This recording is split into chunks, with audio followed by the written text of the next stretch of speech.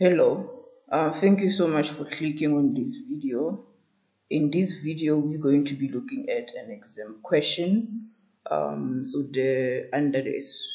this exam question deals with topics such as physical and chemical change, as well as balancing chemical equations. So, if you're not familiar with those two concepts, I would suggest that you watch two videos on this channel that talk about physical and chemical change as well as balancing chemical equations, the link to which I will leave in the description of this video, right? So it's important for you that if you're not familiar with the concept, for you to start there before you can actually get into answering this question with me. But if you're comfortable, then we can just start with this question. So first things first, let us read the question. So it's question 6. It's from a question paper from 2012. It's quite an old question paper, Physical Sciences, grade 10, right? So let's begin. So the unbalanced equation 1, so this is the equation that they're referring to, and the word equation 2, there is the word equation that they're speaking about, are shown below. So in equation 1, you have this compound over here, and at this point you should know how to name compounds as well as write chemical formulas. So this compound is sulfur dioxide plus oxygen. Both of them are gases, so that both of them are the two reactants in your reaction. And then at the end of the reaction, you have sulfur dioxide, which is also a gas. In the second equation, you have calcium. It's a weird equation. You have a substance called calcium carbonate, right, as a reactant, and in the end of the reaction, you have two compounds. So you now have calcium oxide plus carbon dioxide, right? Awesome. Question 6.1. It requires you to answer which one of the above equations. So you're gonna either write 1 or 2 represents a 6.1.1 a decomposition reaction, 6.1.2 a synthesis reaction. So before we begin answering this, let me again encourage you that if you're not familiar with these two terms, to watch a video that I did on physical and chemical change. The link will be available in the description of this video. Okay, so when we talk about decomposition, normally during a decomposition reaction, a compound, you start off with one compound, then you end up with either two more compounds or elements. So it's almost like this compound will break into two or more products. So you start off with one reactant and then you end up with two or more products. So if we look at the two equations, you see that here we started with a single compound called calcium carbonate, right? So it's not calcium and carbonate, it's calcium carbonate. It's one compound. And then at the end of reaction, we had two compounds, which were calcium oxide plus carbon dioxide. So you would then write down that, okay, equation 2, so you just write Roman figure 2 is your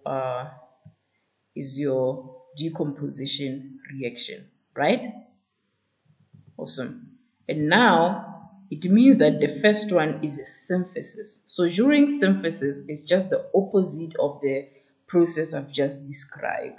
Here you will start with two or more reactants, then you will essentially end up with one product. So they add together, they combine together to form something. You start with simpler compounds, you have sulfur dioxide plus oxygen, and then you end up with a larger or more complex compound, sulfur dioxide. So you will still again write down that okay, equation 1, Roman figure letter 1 is my synthesis reaction. Okay, and now the question continues. Now your question 6.2 requires you to answer, what does G, the letter G in parenthesis or in bracket, represent in equation 1 above? So what do you think this G here means? This G here, and if you didn't know, please watch the video that I've been referring to.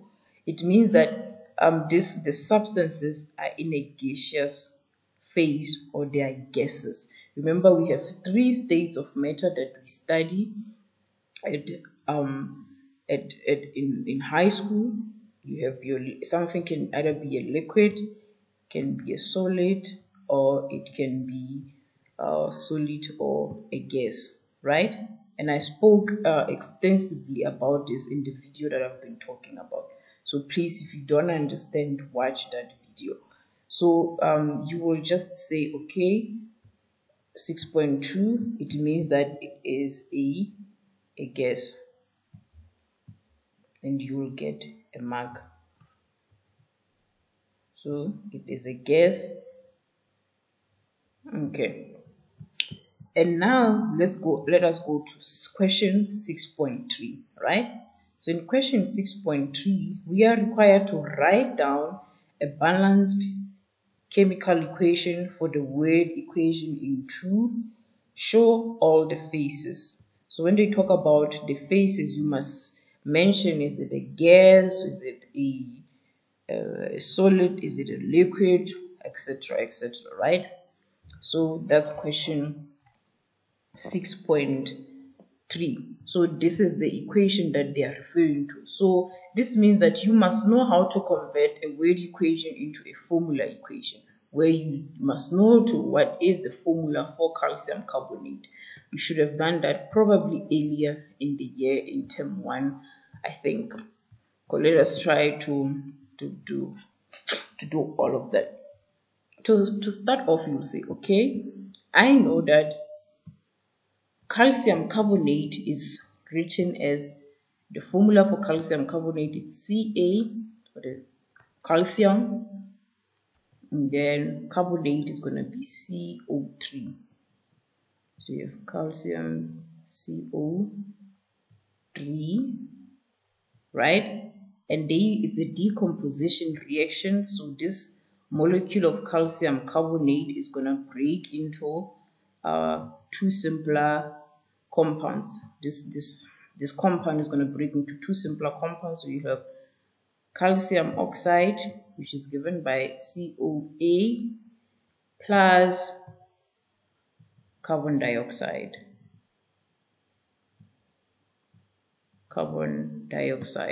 Right?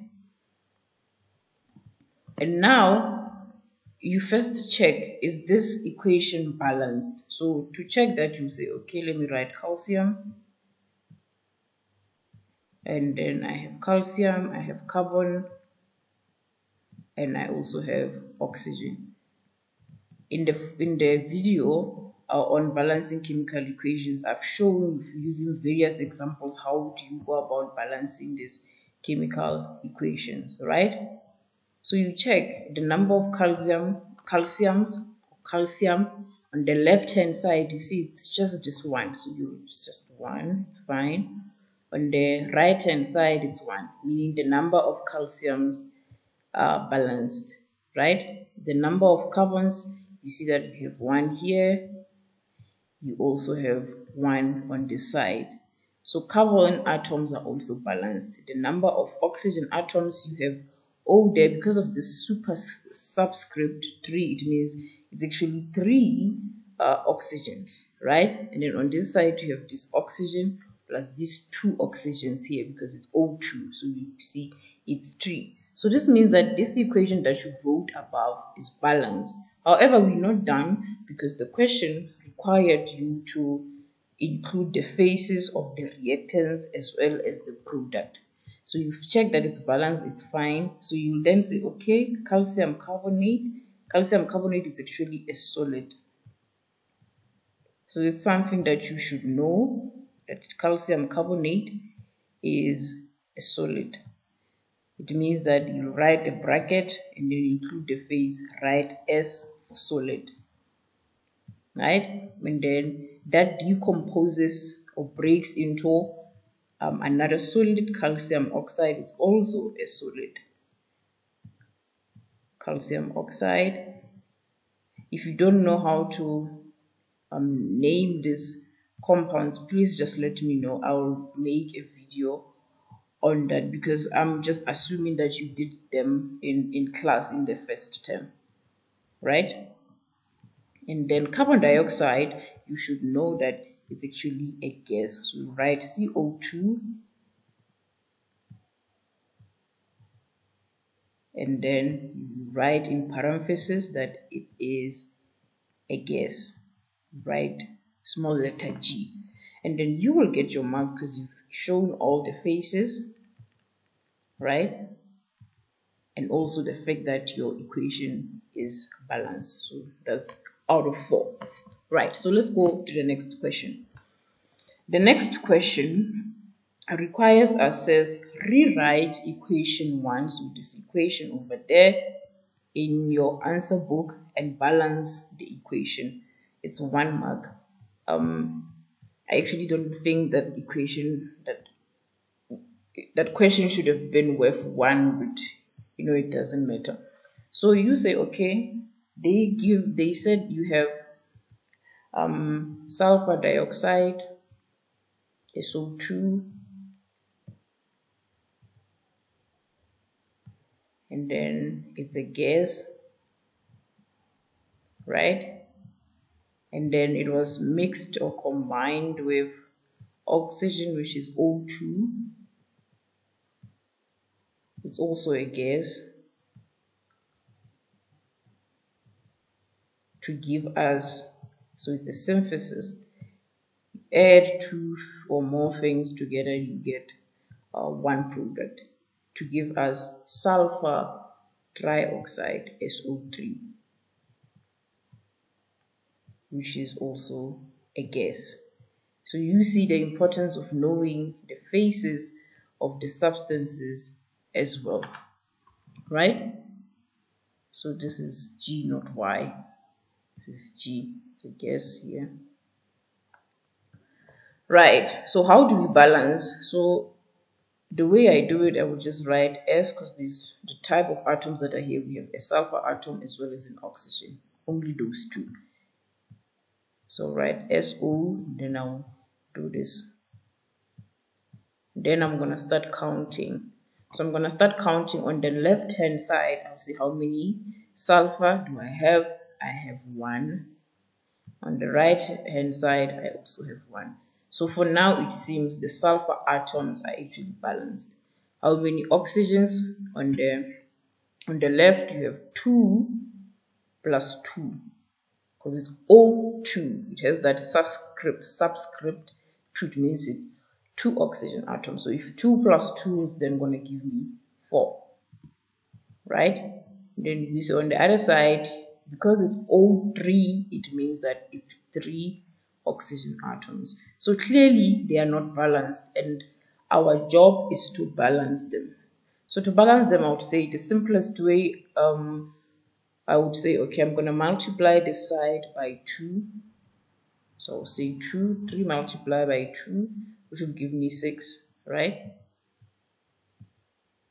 Sometimes balancing these equations feels like trial and error, but if you do them enough times, please watch that video.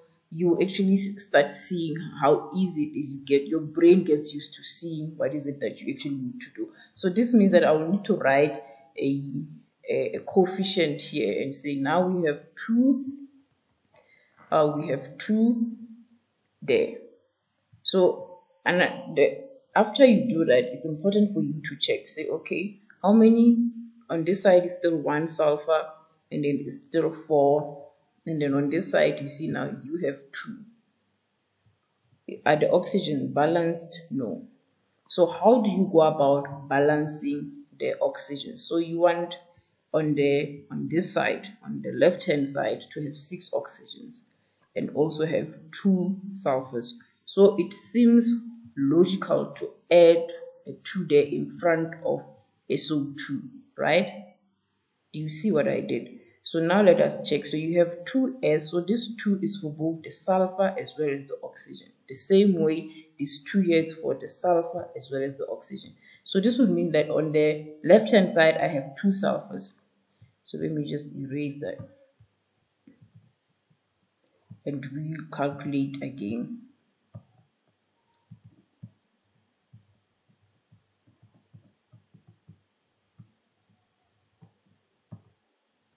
So, okay. There's the pen. Okay. So you say I have 2 sulfur. So you have 2. And then on this side, I also have 2. Okay. So we're happy so far. The sulfur atoms are balanced. Oxygen, it will be this 2 times the 2, which is 4. So this 2 will times the 2, right? 2 times 2, which is going to give us a 4. So you have 4 oxygen atoms plus this 2 equals 6, right? So you see why I added the 2 here instead of there. And then on this side, you say it's going to be 2. This 2 multiplied by the 3. 2 times 3, we know it's 6. And yes, perfect. Our equation is balanced. So now it will just be a matter of rewriting it nicely and saying, okay, we have 2 SO2. So that's 2 moles of this sulfur dioxide, which is a gas, right?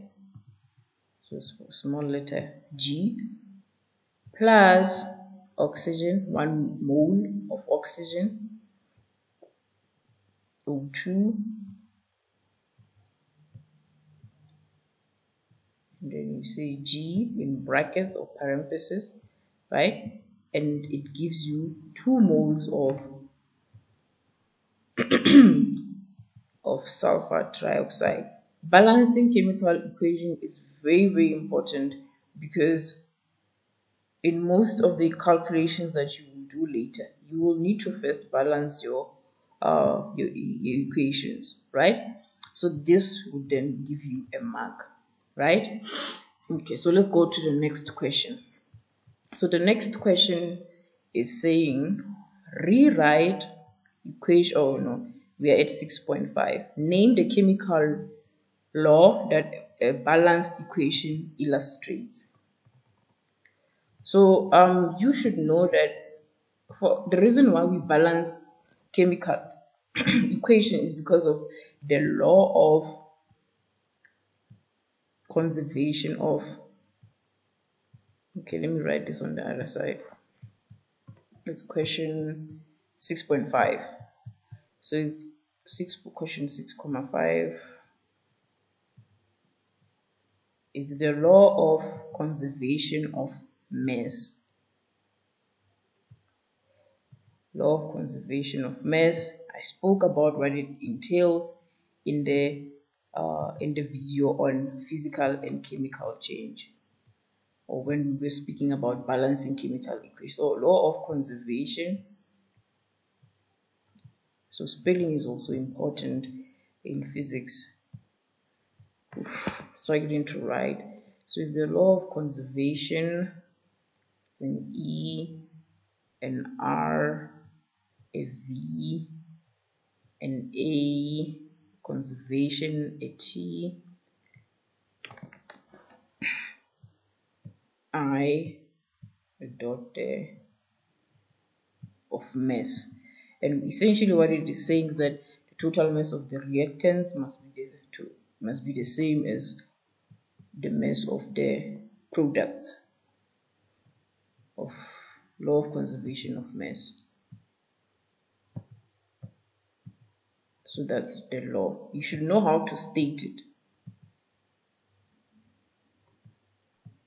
And normally, typically when they ask a question like this, they're gonna ask you to do some calculation illustrating this law, right? So it's the law of conservation of mass. We'll just move a bit. And now the final question which is question 6.5, 6.6, where we have using this equation 1 above, show the mass is conserved during the reaction. Okay, so how do we show that? It's actually very straightforward. So you're going to say, I'm going to calculate the mass of my reactants, which are sulfur dioxide plus the oxygen, as well as calculate the mass of my products, and they should be the same to show that mass is conserved. But then please be careful to use your balanced chemical equation, not that unbalanced one, right? You need to use the balanced one, not the unbalanced one. Otherwise, you're going to get wrong things. So let's calculate the mass in the reactants. And we're going to use your molar mass. So we have reactants. You can just write down, okay, for my reactants,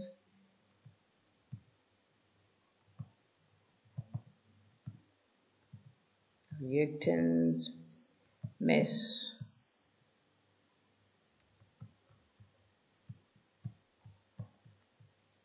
Reactants of mass of the reactants mass. So that's an A. I know it looks bad. Reactants mass, right? So just go, you need to first go to your periodic table and find the molar mass of both. So you say, okay, what is the molar mass of element sulfur? So you can just say that, then just write it on the side. You say, okay, if you look at your periodic table, you'll find that it's actually 32. So you'll have it's 32 per mole. So you have 32 per mole.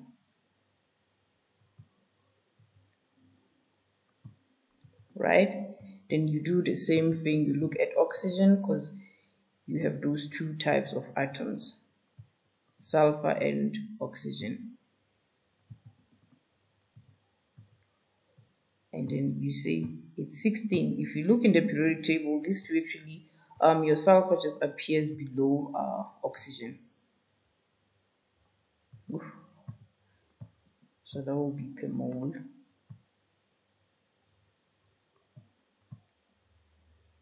Now that's a bad handwriting. Okay, screenwriting. Let me try to fix this A here.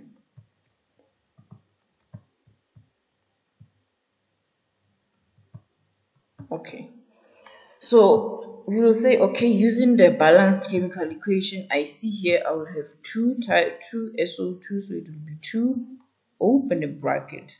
And then you say, what is the molar mass of sulfur? It's 32, right? Plus, what is the molar mass of oxygen? It's 16. But you notice, so you see I'm opening another bracket inside that bracket there. So let me perhaps make this a square bracket.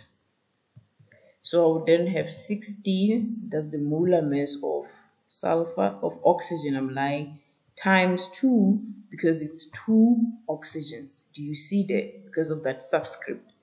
So it's times 2, right? Let me write another bracket. Then you have this bracket plus, so plus oxygen. So you see it's 2 of them, and it's in this, if it's in the subscript, it means it was going to be 2 multiplied by the molar mass of oxygen, which is 16, and that whole thing is going to be equals to, let me just write there, daughter, it's going to be equals to, so you can just put this in your calculator and you're going to get a value of 160, and you know that it's in grams per mole. So there we have a mass of 160 grams, right? So now we know that for that law of conservation of mass to be valid in this scenario, the molar mass of this will also have to be 160. Okay, let us see. So you say, okay, product mass. Remember, you were just calculating the reactants. So here we just say, what is the mass of the product? So you write product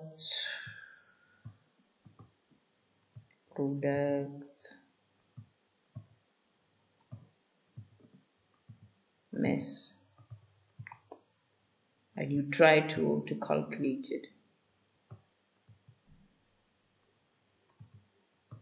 That's mass double S.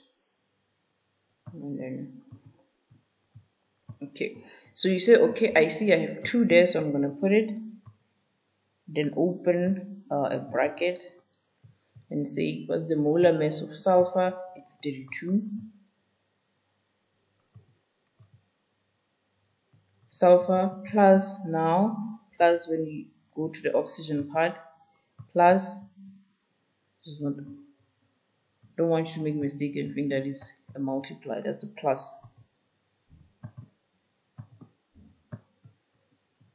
So then you have plus so oxygens, open another bracket inside there, because you seen that you have 3 oxygens, so it's going to be 3 times the molar mass of oxygen, which we said it's 16. So it's going to be 16 here, which is just 16.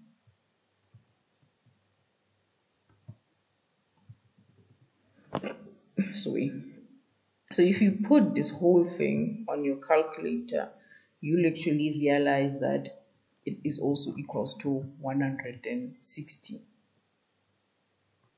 grams per mole.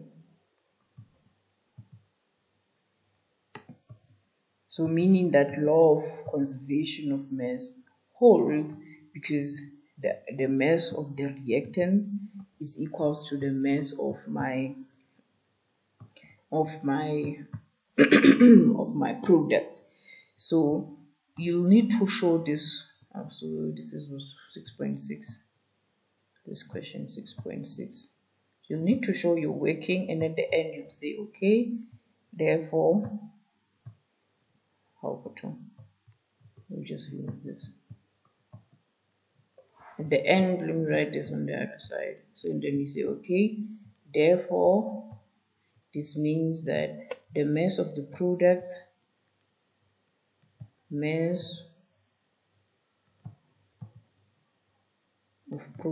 gonna pause this so I can write.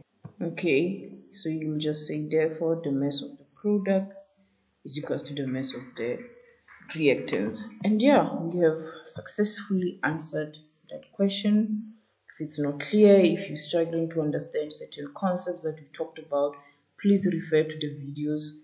There's a video on my channel on balancing chemical equations as well as physical and chemical change.